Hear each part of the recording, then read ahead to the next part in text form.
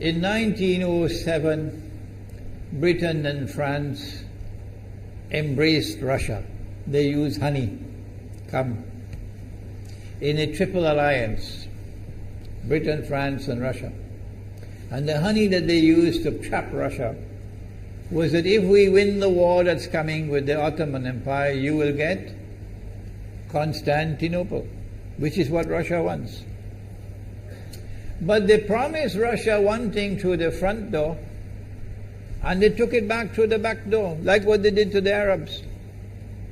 These are people with PhDs in deception. If they tell you that the sun is shining, don't believe them. Go outside and look up in the sky, see whether the sun is shining. When the Russian army had fought in the First World War and had suffered the most losses, the brunt of the kill were Russians. And they were now winning the war. And the Ottoman Empire was collapsing. And the Russian army is only an arm's length away from Constantinople. They don't want Russia to get Constantinople. No. So what did they do?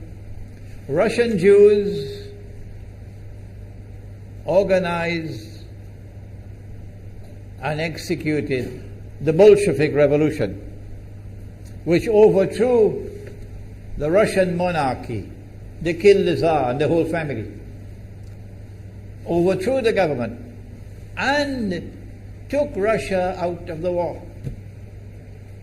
So the Russian army had to stop in its tracks and could not go to Constantinople.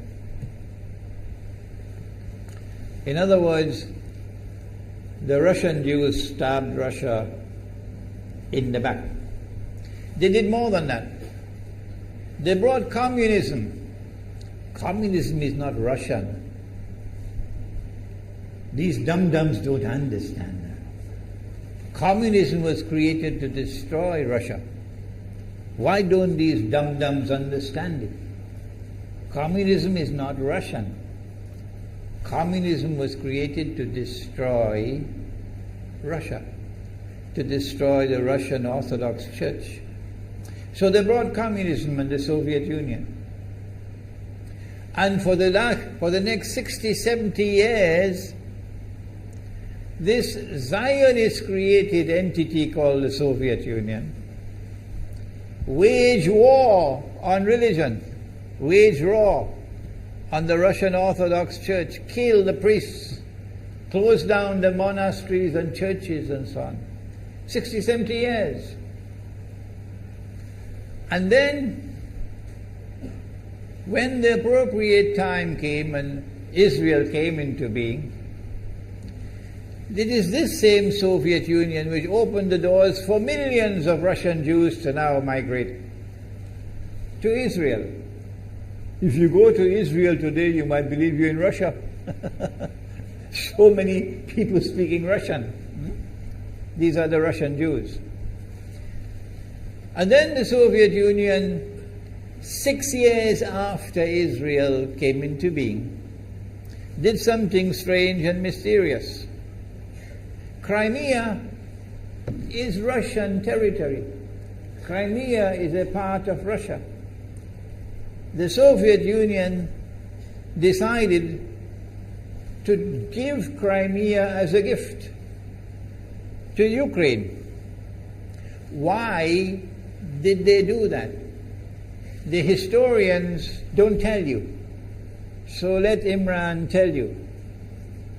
They gave Crimea to Ukraine in order to stab Russia in the back one more time. Because if Russia loses Crimea, it will enhance Israel's security. The Russian Navy is based in Crimea. And there's a straight line from Crimea to Constantinople. To get out of the Black Sea and to get into the Mediterranean Sea, you got to pass through the Bosphorus. And the city of Constantinople is located right there on the Bosphorus. So they gave Crimea as a gift to Ukraine. They never bothered to consult the people of Crimea and get their consent. No. They never bothered to seek the permission of the Russian people. No. But Washington doesn't want to hear that. The foolish man who now sits in the White House of the United States, the foolish man who would like to pretend that he's a man of wisdom, he doesn't want to hear. But what are the rights of the Russian people? Were they not violated? Do they not have the right to correct Iran and recover the territory which was unjustly taken away from them on Israel's behalf? Obama doesn't want to hear that. It's inconvenient for them. But in this masjid, we will expose whether it's convenient to you or not. They did more than that. Not only did they give Crimea to Ukraine, but earlier on they gave eastern Ukraine. Eastern, part of the now eastern Ukraine was Russian. It was Russian. And the Soviet Union gave it as a gift to Ukraine. Why is it being given to Ukraine? Answer is that when the proper moment comes, the same people who brought the Soviet Union into being now have a method by which they can cause it to collapse. The method that they're using now in Venezuela, popular demonstrations, they did it in Egypt, they did it in Tunisia. They are masters of that. They did it with the Soviet Union. I used to think that the Soviet Union collapsed because of Allah's kindness. But I was wrong. No, it was the Zionists who brought down the Soviet Union because they didn't need it anymore. Like tomorrow they wouldn't need you anymore, Saudi Arabia. And they wouldn't need you anymore, Islamabad. When will you understand that? They'll just throw you to the dogs. You served them long enough. So they brought down the Soviet Union. Why? So that Ukraine might emerge as an independent state. That's danger for Russia. They prepared the way. And now Ukraine emerges as an independent state. So the rope is around Russia's neck now. And from that day, when the Soviet Union collapsed, until yesterday, the relationship between Russia and Ukraine was always problematic. But the people of Ukraine still had the good sense and wisdom to appoint a government that was pro-Russian.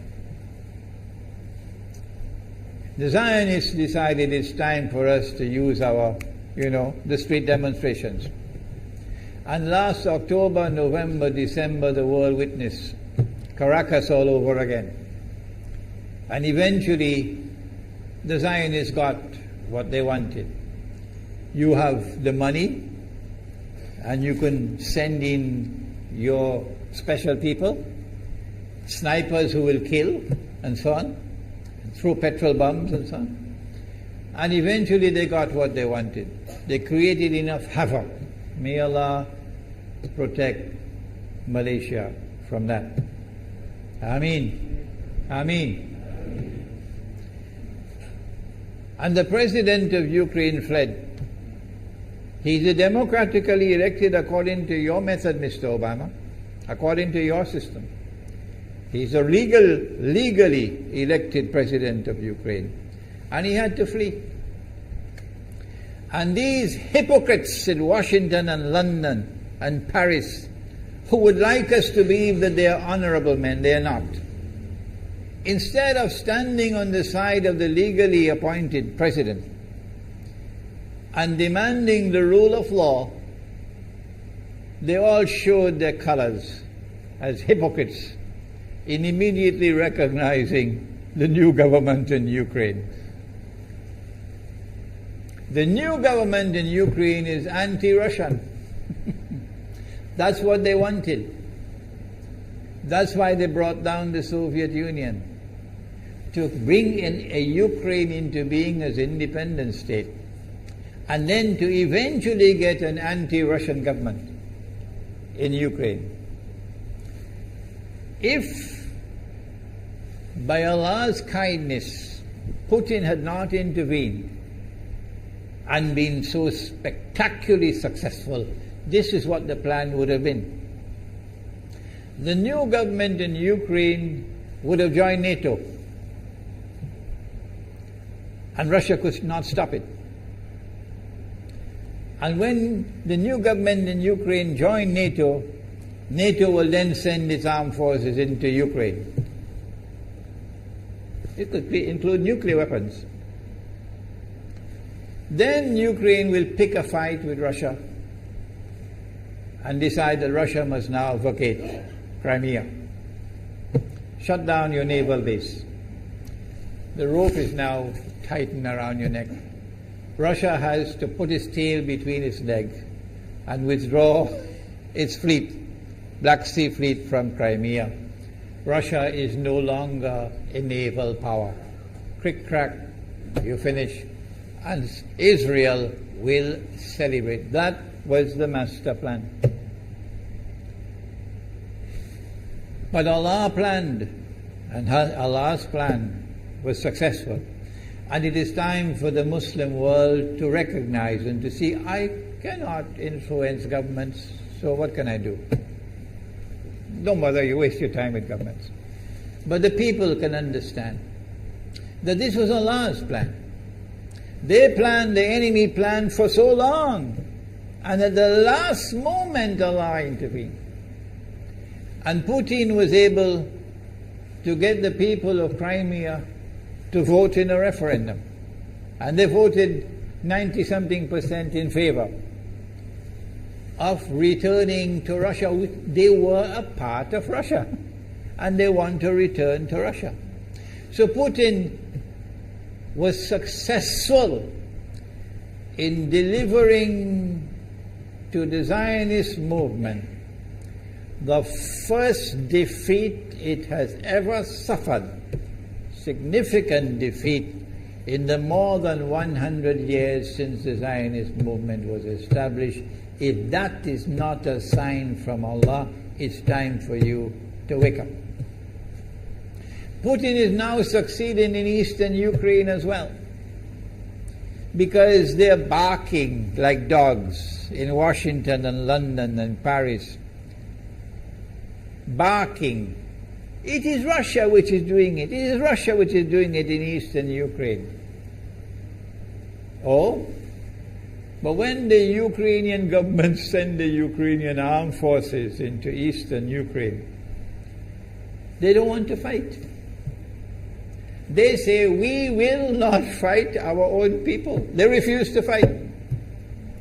So the only way that the government of Ukraine could now stamp down the insurrection, the popular resistance in eastern Ukraine, is by calling on Washington, come and send your Marines.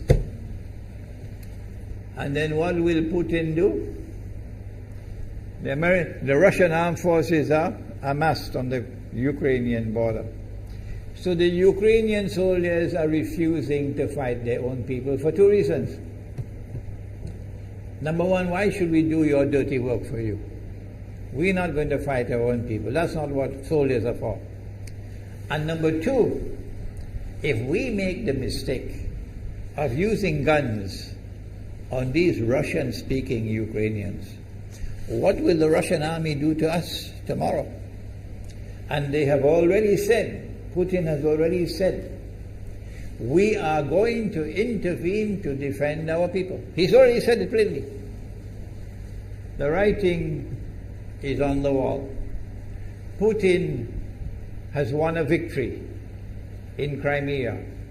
Whether governments like it or not, whether governments vote this way or that way, is now irrelevant, because we all know that they have to vote where the butter is.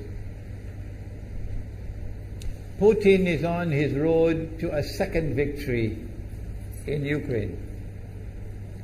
And they can't take defeat after defeat.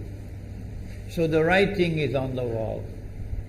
Exactly as Nabi Muhammad alayhi salatu wasalam has said, that we are now moving towards the Malhara.